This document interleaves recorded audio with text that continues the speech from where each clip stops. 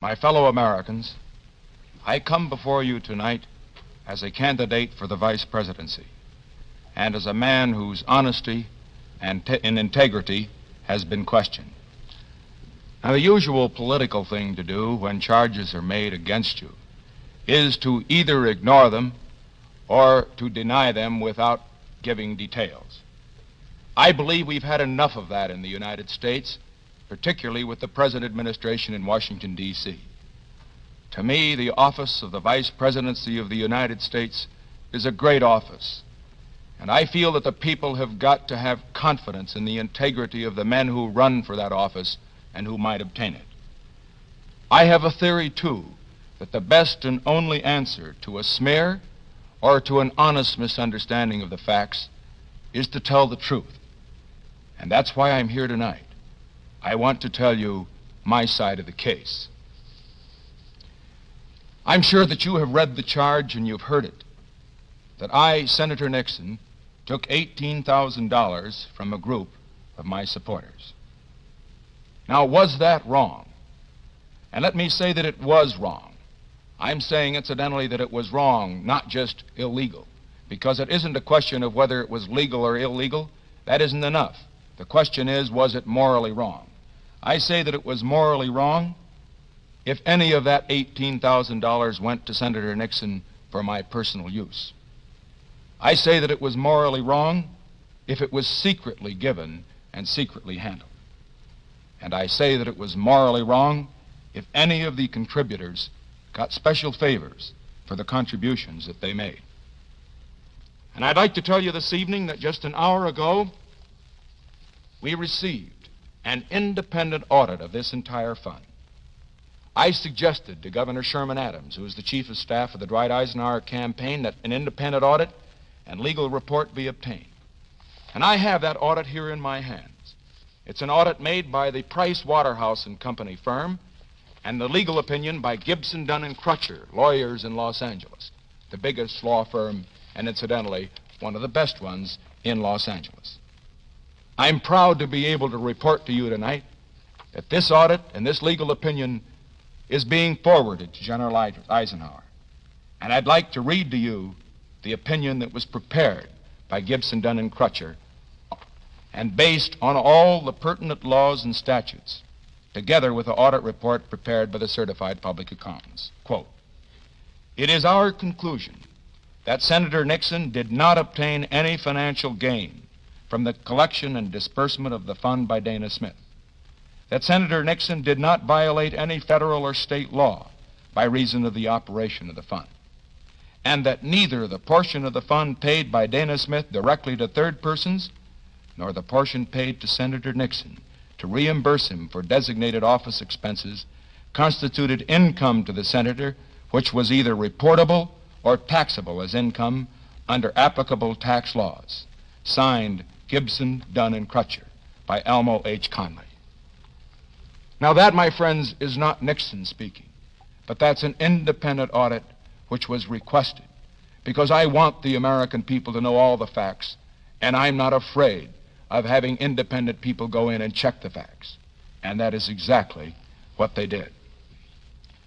But then I realize that there are still some who may say, and rightfully so, and let me say that I recognize that some will continue to smear, regardless of what the truth may be, but that there has been, understandably, some honest misunderstanding on this matter.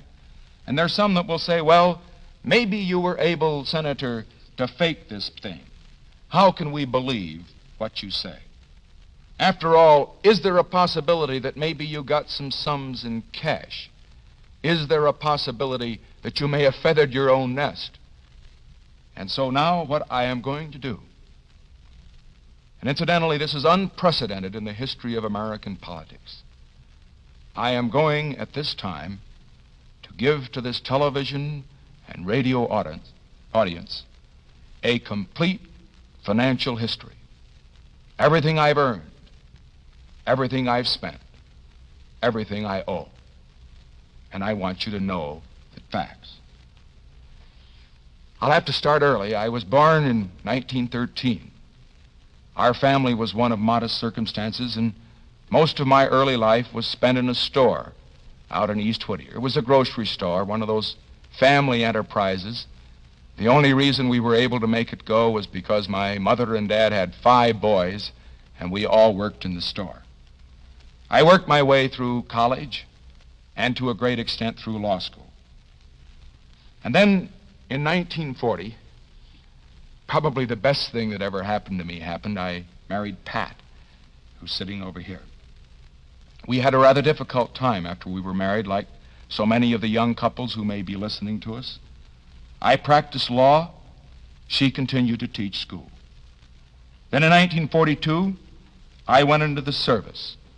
Let me say that my service record was not a particularly unusual one. I went to the South Pacific. I guess I'm entitled to a couple of battle stars. I got a couple of letters of commendation, but I was just there when the bombs were falling. And then I returned to the United States, and in 1946, I ran for the Congress. When we came out of the war, Pat and I, Pat, during the war, had worked as a stenographer and in a bank and as an economist for a government agency. And when we came out, the total of our savings from both my law practice, her teaching, and all the time that I was in the war, the total for that entire period was just a little less than $10,000. Every cent of that, incidentally, was in government bonds. Well, that's where we start when I go into politics. Now, what have I earned since I went into politics? Well, here it is. I jotted it down. Let me read the notes. First of all, I've had my salary as a congressman and as a senator. Second, I have received a total in this past 6 years of $1,600 from estates which were in my law firm at the time that I severed my connection with it. And incidentally, as I said before, I have not engaged in any legal practice and have not accepted any fees from business that came into the firm after I went into politics. I have made an average of approximately $1,500 a year from non-political speaking engagements and lectures. And then, fortunately, we've inherited a little money. Pat sold her interest in her father's estate for $3,000, and I inherited $1,500 from my grandfather. We lived rather modestly. For 4 years, we lived in an apartment in Park Fairfax in Alexandria, Virginia. The rent was $80 a month.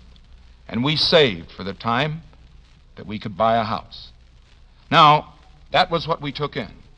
What did we do with this money? What do we have today to show for it?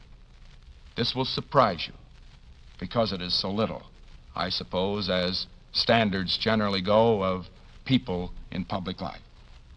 First of all, we've got a house in Washington which cost $41,000 and in which we owe $20,000. We have a house in Whittier, California, which cost $13,000 and on which we owe $3,000. My folks are living there at the present time. I have just $4,000 in life insurance, plus my GI policy, which I've never been able to convert and which will run out in 2 years. I have no life insurance whatever on Pat. I have no life insurance on our 2 youngsters, Tricia and Julie. I own a 1950 Oldsmobile car. We have our furniture. We have no stocks and bonds of any type. We have no interest of any kind, direct or indirect, in any business. Now, that's what we have. What do we owe? Well, in addition to the mortgage, the $20,000 mortgage on the house in Washington, the $10,000 one on the house in Whittier, I owe $4,500 to the Riggs Bank in Washington, D.C., with interest at 4.5%. I owe $3,500 to my parents, and the interest on that loan, which I pay regularly because it's the part of the savings they made through the years they were working so hard, I pay regularly 4% interest. And then I have a $500 loan, which I have on my life insurance. Well, that's about it. That's what we have, and that's what we owe. It isn't very much, but Pat and I have the satisfaction that every dime that we've got is honestly ours. I should say this, that Pat doesn't have a mink coat, but she does have a respectable Republican cloth coat. And I always tell her that she'd look good in anything. One other thing I probably should tell you, because if I don't, they'll probably be saying this about me, too. We did get something, a gift, after the election. A man down in Texas heard Pat on the radio mention the fact that our two youngsters would like to have a dog. And believe it or not, the day before we left on this campaign trip, we got a message from the Union Station in Baltimore saying they had a package for us. We went down to get it. You know what it was? It was a little Cocker Spaniel dog in a crate that he'd sent all the way from Texas. Black and white, spotted. And our little girl, Tricia, the 6-year-old, named it Checkers. And you know, the kids, like all kids, love the dog. And I just want to say this right now, that regardless of what they say about it, we're going to keep him.